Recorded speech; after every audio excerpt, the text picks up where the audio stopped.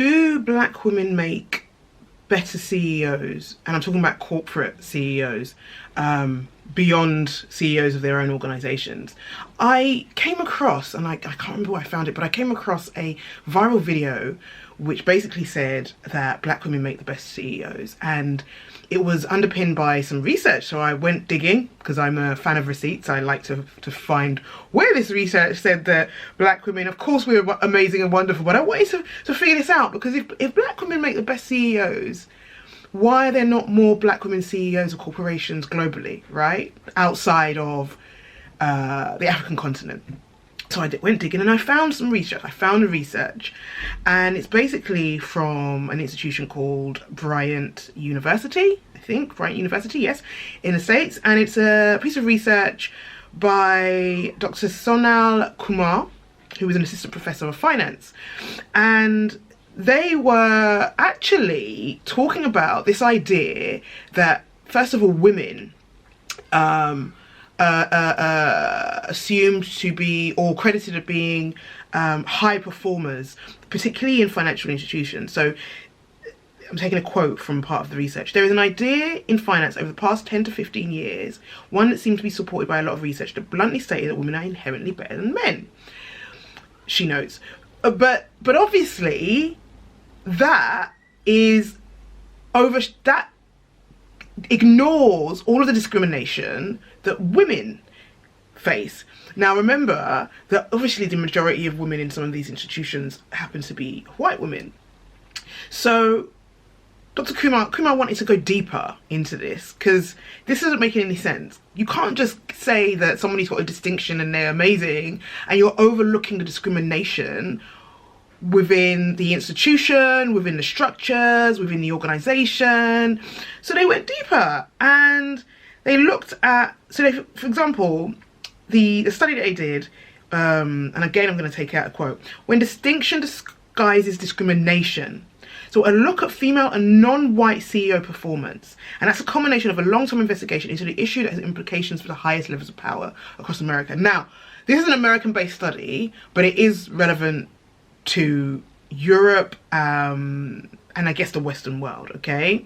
But I think we could also make it relevant to other parts of the world too.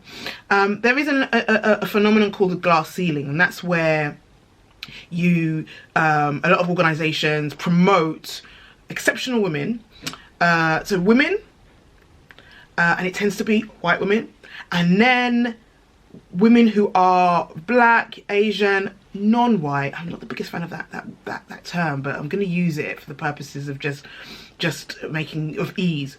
Non-white women, and when they get those positions, they get those positions and they're applauded and it's amazing. But they're usually given those positions during very challenging times within that organization or within that sector. And so what ends up happening is they're faced with the toughest struggles, the toughest decisions, and they have to keep going, and they don't always last. So there's a ceiling. First of all, there's a glass ceiling in terms of where they go, and then there's a cliff. So there's also a term called the glass cliff.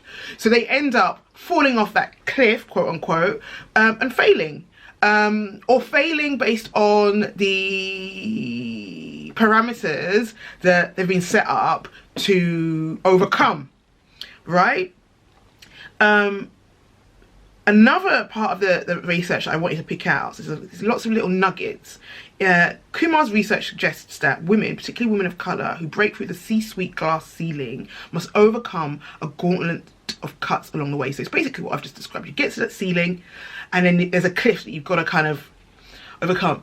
And then this idea, so going back to that viral video, this idea that black women in particular, right, make the best CEOs because they've had to overcome so much discrimination, and they're tough, and they're thick-skinned, and they're the hardest workers, and they're what? Like, initially, you're going to be thinking, wow, of course we're amazing. And then you think about, especially in the corporate world, right? Like when you think about, so it's tough enough as a business owner, as a CEO, founder, even if you're an entrepreneur of a business of one, that is like, if you are creating something or making money in your own right or doing this in your own right, it's already hard enough.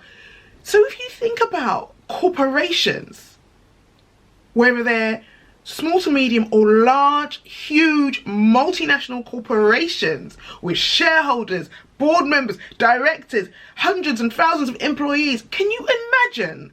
Like, you know, some of us don't even have to imagine, like, the stress and the strain. And then to make that place this assumption, this kind of bizarre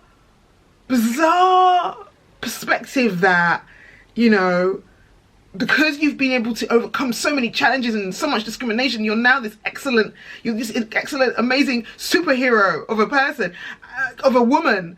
And it's because of the challenges you face, because of the discrimination. And I'm so glad when I dig deeper into whatever that viral video was trying to tell us, that message, that bizarre message, that the actual research was saying, there is an issue. So the actual research from Brighton University was like, well, no, there's an issue in terms of discrimination that we have to unpack. And it's not something we should applaud. And it's not something that is a good thing, actually.